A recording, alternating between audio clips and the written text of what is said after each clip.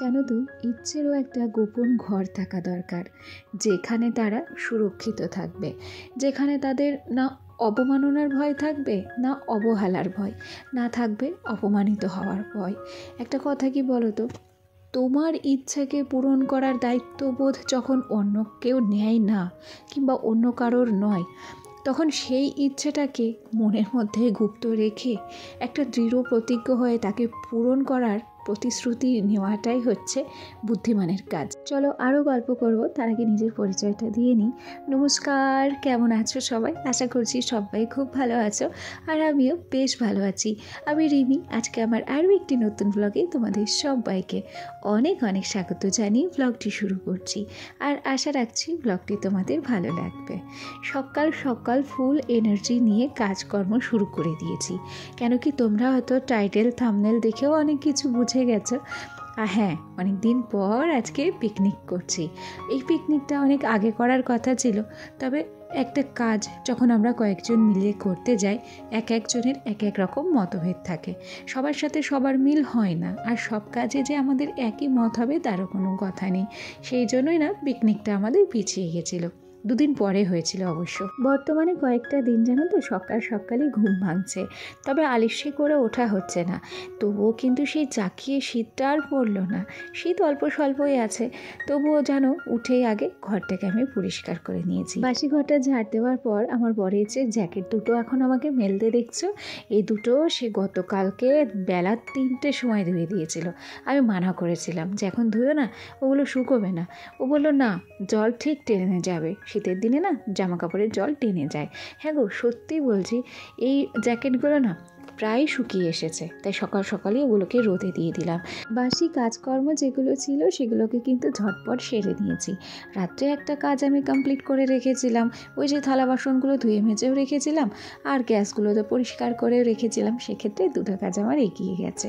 এখানে দুজনের জন্য 2 কাপ চা করে নিয়েছি। তবে সত্যি কথা বলতে কি, আমার চাটা কিন্তু রেডি করে দিয়েছে বিশুবাবু।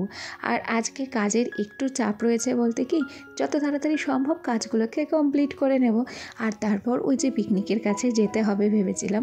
যদিও বা সত্যি কথা বলি, বাড়ির পেছনেই পিকনিক করছি, তবুও আমি আগে ভাগে কখনোই যেতে পারিনি। আসলে বাচ্চা কাচ্চা সামলে নানান রকম কাজে নিজেকে ব্যস্ত রাখা হয়, তো সেই জন্য জানো তো, কোনো একটা অনুষ্ঠান বলো কিংবা এই ছোটোখাটো টিকনিক বলো, আমার না আগে সেখানে পৌঁছানো হয় না আর কি। যাকে এখানে 3টে ডিম সিদ্ধ করে নিয়েছি। কেন বলো তো, আমাদের পিকনিকটা হচ্ছে রাত্রে হবে, সেখানে দুপুর থেকে আমরা সমস্ত কিছু গুছিয়ে গাছিয়ে নেব, আর তারপর রাত পর্যন্তই একটু আনন্দ করব আর কি। তাই সেজন্য সকালবেলা আর দুপুরবেলা রান্নাটা তো আমাকে করতেই হবে। তা আজকে ভাবছিলাম যে কি রান্না করি।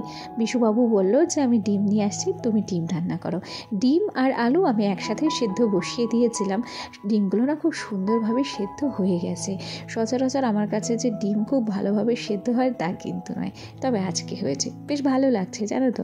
রান্না বান্না বলো কিংবা যে কোনো কাজ যদি নিজের দ্বারা একটু পরিপাটিভাবে করতে পারি, তাহলে সেদিনটা যেন খুব আনন্দ লাগে। যাই হোক, কাজ কিন্তু কাজই হয়, সে যে কাজটাই বলো না কেন।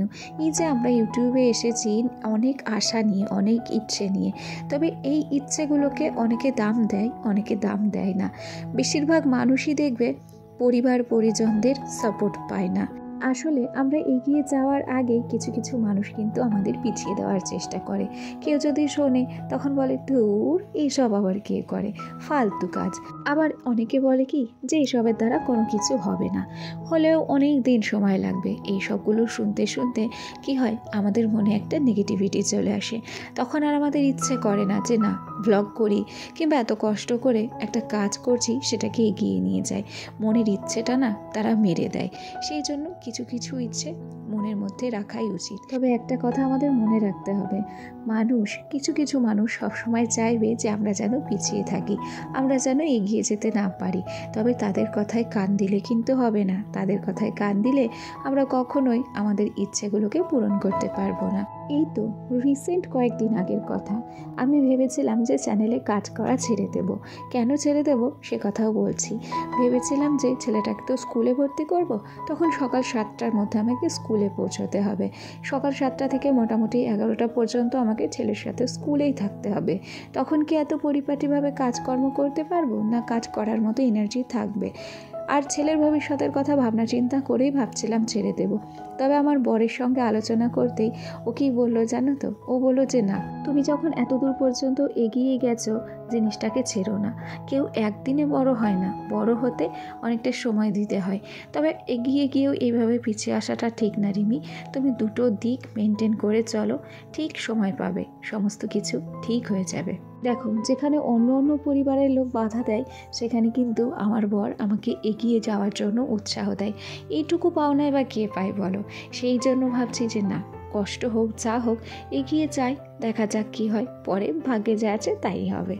যাকে চলো, তোমাদের সঙ্গে গল্প করতে করতে ব্লগ সংক্রান্ত কথাগুলো বলতে তো ভুলেই গেছি।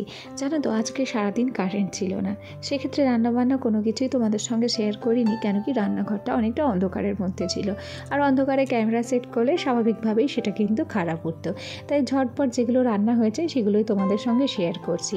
আজকে গতকালের একটা তরকারি ছিল ছোট্ট বাটিতে, সেটাও সাজিয়ে নিয়েছি। লাল শাক ভাজা করেছি। আগের দিনকে আমি সেই মেথি শাকের একটা বড়া ভেজেছিলাম, সেই বড়ার কিছু ব্যাটার ফ্রিজে রাখা ছিল, সেগুলো আজকে ভেজে নিয়েছি, আর তার সাথে ডিমের ঝোল। আর এখন এখানে দুজন মিলে কিন্তু খেতেও বসেছি। আর আমার বর বাড়ি থাকলে আমরা কিন্তু একসাথে চা খাওয়া বলো, ভাত খাওয়া বলো, একই সাথে খাই। কোনো কারণবশত হয়তো যদি বাড়ির বাইরে থাকে তাহলে আর একসাথে খাওয়া হয় না।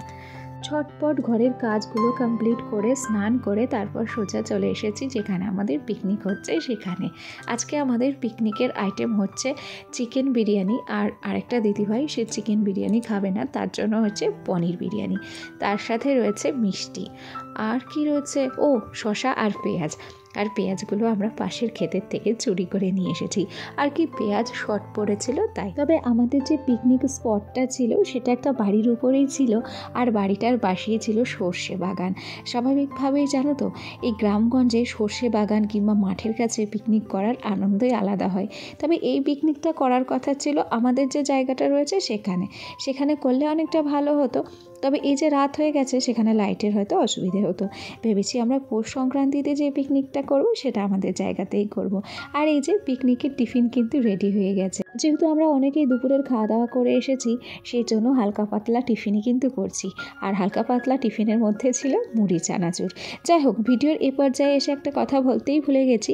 আমার যে সমস্ত বন্ধুরা প্রথম থেকেই আমার সাথে আছে, পাশে আছে, তোমাদেরকে অসংখ্য ধন্যবাদ জানাচ্ছি। আর আমার যে সমস্ত নতুন বন্ধুরা আজকে আমার ভিডিওটি প্রথম দেখছো, যদি কোনো কারণে আমার এই ছোট্ট ভিডিওটি তোমাদের ভালো লেগে থাকে তাহলে অবশ্যই করে একটা লাইক করো, কমেন্ট করো। আর তোমরা চাইলে আমার এই ছোট্ট পরিবারের একজন মিষ্টি সদস্য হয়ে আমার পাশে থেকেছেও।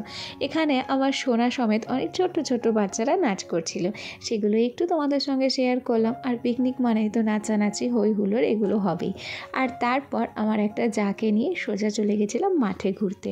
আর এখানে আমাদের বিরিয়ানি কিন্তু রেডি হয়ে গেছে, আর অনেকে খেতে বসেও পড়েছে। এই ব্যাচটা খাওয়া হলে তারপর আমরা খেতে বসবো।